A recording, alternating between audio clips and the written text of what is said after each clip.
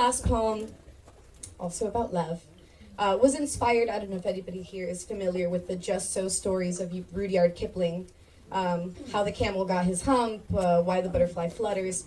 And I was very upset one day, kicked a hole in my wall, and I saw that book lying on the floor, and I said, how do the walls stand for this? And so this poem was inspired by a love that is given to us by these inanimate things that we kind of walk by and take for granted all the time. And the title is The Stone That Stood for Something, or How a Rock Became a Wall.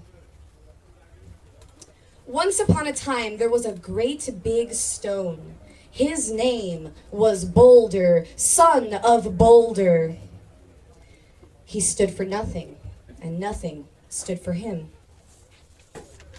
He spent many eras resting upon a cliff. He had rested there so long, he quite forgot that there was a time he was part of it.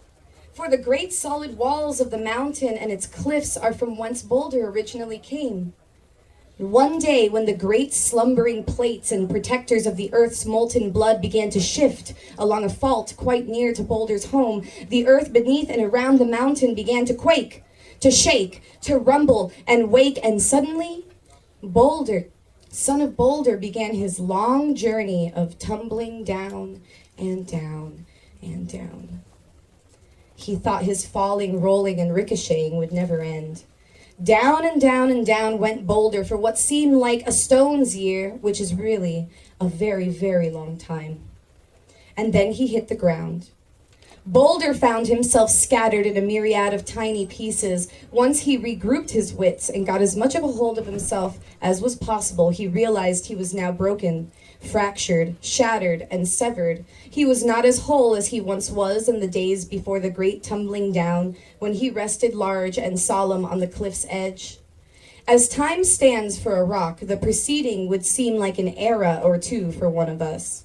Though for Boulder and his fragments, it was the blink of a thought when he felt a pain, and he wished to one day be whole as he was on his cliffside home. He longed to be solid, to stand for something, solemn and on the brink.